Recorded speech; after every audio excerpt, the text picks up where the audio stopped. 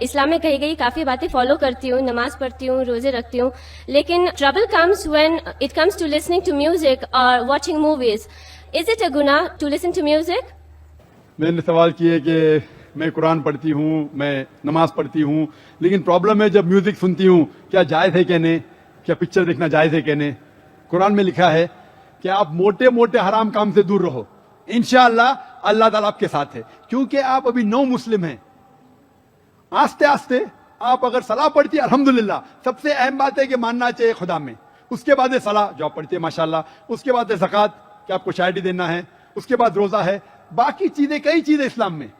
آپ انشاءاللہ جو اہم چیزوں کو پہلے فالو کیجئے, اس کے بعد آپ باقی چیز پہ بھی آ سکتے. لیکن کیونکہ آپ نے مجھ سے سوال کیا کہ میوزک سننا الاؤڈ ہے کہ نہیں, اللہ کے رسول کی حدیث ہے کہ میوزیکل انسٹرومنٹ جو ہے ایکسپٹ فار ڈف کے علاوہ باقی سب میوزیکل انسٹرومنٹس حرام ہیں, اور یہ آپ کو اللہ سے دور لے کے جاتے ہیں. تو اس پس منظر کی حدیث کے پس منظر میں میوزک سننا صحیح بات نہیں ہے. لیکن آپ کیونکہ ابھی نو مسلم ہیں, جو چیز اہم باتیں ہیں اس کے اوپر پہلے آپ عمل کیجئے. اگر آپ چاہتے ہیں کہ آپ میں اتنا تقویٰ ہے کہ میں چھوٹی چھوٹی بات پہ بھی عمل کروں, تو بے شک اگر آپ جاننا چاہتے ہیں کہ میوزک پر سے ڈف کے علاوہ باقی میوزیکل انسٹرومنٹس حرام ہیں. اور وہ مووی جو حرام مووی ہے وہ دیکھنا ناجائز ہے. ٹی وی دیکھنا ناجائز نہیں ہے, لیکن ٹی وی پہ غلط چیز دیکھنا, عریانگی, آبسینٹی, یہ دیکھنا حرام ہے. لیکن اگر آپ اچھا ٹی وی پہ لیکچر دیکھتے, اچھا اسلامک لیکچر دیکھتے, تو وہ غلط نہیں ہے. تو غلط چیز دیکھنا حرام ہے, اچھی چیز پکچر پہ دیکھنا جائز ہے. جو چیز شریعت کے خلاف نہیں ہے وہ چیز دیکھنا جائز ہے, جو شریعت کے خلاف ہے وہ حرام ہے. Hope answer the question. میرا نام درگیش سولنکی ہے اور میں نان مسلمان سے ہوں. میرا سرنیم سولنکی اور رکھی سماج جو بنگی سماج کہتے ہیں وہی سماج سے ہوں, اور میرے چھوٹے 2 بھائی مسلمان بن گئے ہیں اور میں سب سے بڑا ہوں گھر میں, تو میں اب مسلمان بننا چاہتا ہوں.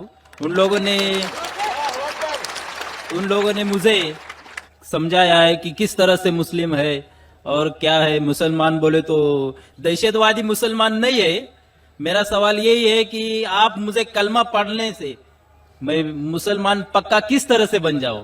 بھائی صاحب, آپ نے کہا کہ آپ کے 2 چھوٹے بھائی نے اسلام قبول کیا, الحمدللہ ہم کو کنگریچولیٹ کرتے. آپ کہتے ہیں کہ آپ مسلمان بننا چاہتے, اور کس طریقے سے مسلمان بن سکتے. پہلے میں یہ جاننا چاہتا ہوں, آپ پہ کسی نے زبردستی تو نہیں کی؟ نہیں سر, نہیں زبردستی کی, ماشاءاللہ. I like the Muslim. اور اگر آپ کہتے دہشت گرد مسلمان جیسی چیز ہے ہی نہیں ہے. ہاٹ کولڈ سمجھے, ہاٹ کولڈ ہے ہی نہیں, تو ہاٹ ہوتا ہے کولڈ ہوتا ہے, تو دہشت گرد مسلمان چیز ہی نہیں ہے. اگر وہ دہشت گرد تو مسلمان ہو ہی نہیں سکتا ہے, اگر مسلمان ہے تو دہشت گرد نہیں ہو سکتا ہے. دونوں ساتھ میں ممکن ہی نہیں ہے. یس سر, یس, آئی لائک دس. تو آپ مجھے بولیں گے دہشت گرد مسلمان بناؤ, تو میں بولوں گا میں تو نہیں بنا سکتا ہوں. میں پکا مسلمان بننا چاہتا ہاں ہوں. ماشاءاللہ, مسلمان بننا آپ کو میں کہہ سکتا ہوں. اور دہشت گردی کے بارے میں پرسوں میری تقریر ہے, کیا آتنکواد مسلمان کی وراثت ہے, وہ پرسوں تقریر کرتا ہوں. لیکن مسلمان بننا بہت آسان ہے. آپ کو کوئی باقی مذہب میں کوئی ڈبکی لینے کی ضرورت نہیں, نہ کوئی دھاگا باندھنے کی ضرورت ہے. صرف آپ اپنے زبان سے قبول کریں گے کہ بھگوان ایک ہے, خدا ایک ہے, اور اس کے سوا کوئی نہیں ہے, اور آخری پیغمبر محمد صلی اللہ علیہ وسلم میں آپ مسلم بن سکتے. اور اگر آپ اس بات کو مانتے ہیں تو میں عربی میں دہراؤں گا, اور آپ بھی دہرائیے. آپ بھائی صاحب مانتے ہیں کہ بھگوان ایک ہے؟ ہاں. آپ مانتے ہیں کہ خدا ایک ہے؟ ہاں. ماشاءاللہ. آپ مانتے ہیں کہ آخری پیغمبر محمد صلی اللہ علیہ وسلم ہے؟ ہاں سر. بس یہ 2 چیز ضروری ہے.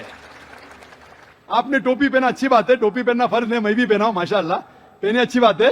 لیکن مسلمان کو ٹوپی پہننا فرض نہیں. لیکن اگر آپ دکھانا چاہتے ہیں مسلمان ہیں جیسا میں دکھانا چاہتا ہوں تو اچھی بات ہے ماشاءاللہ. لیکن وہ تو تاج ہے نا اسلام کا.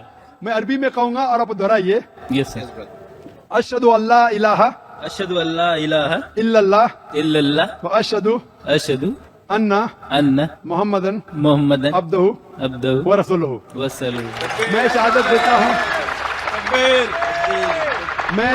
دیتا ہوں السلام علیکم. میں گواہی دیتا ہوں کہ ایک ہی اللہ ہے, ایک ہی اللہ ہے, اور اللہ کے علاوہ کوئی معبود نہیں ہے, اللہ کے علاوہ کوئی معبود نہیں ہے, اور محمد صلی اللہ علیہ وسلم اس کے آخری پیغمبر ہے. اس کے آخری پیغمبر. ماشاءاللہ, آپ مسلمان ہو گئے. माशाल्लाह।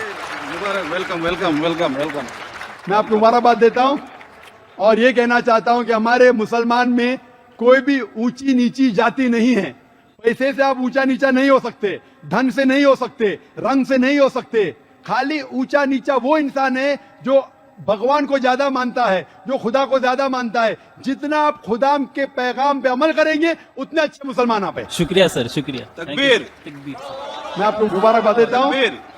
और मैं आपको वेलकम करता हूं इस्लाम पे जो अमन का धर्म है। Yes sir. मुबारकबाद देता हूं। Allahu Akbar. I'm Wasim Bhandari. I'm from Bijapur, Karnataka. I asked one of my friends to come to this program, but he said, I cannot come, but I have a question. And you asked this question to Dr. Zakir Naik. So the question goes like this. वो पूछते हैं कि कुरान में एक जगह बोलते हैं कि हर एक चीज का हिसाब लिया जाएगा. And just now you said, और ये क्वेश्चन वो भी बोलता है कि अगर अल्लाह चाहेगा तो हर गुनाह को माफ करके जन्नत में दाखिल करेगा. So isn't it a contradiction? This is why he's asking, because I said there is no contradiction in the glorious Quran, and this has been said by Dr. Zakir Naik, and I assure you that there is no contradiction. Thank you. भाई साहब ने अपने गैर मुस्लिम का सवाल पूछा है और कहते हैं कि कुरान मजीद में लिखा है कि हर अमल का हिसाब लिया जाएगा। और मैंने अपने तकरीर में कहा हूं कि अल्लाह ताला अगर चाहे तो किसी को भी माफ कर सकता है। तो ये कॉन्ट्रडिक्शन है कि नहीं? जो लोग को कुरान के बारे में इल्म नहीं है उनको गलतफहमी हो सकती है कि कॉन्ट्रडिक्शन है।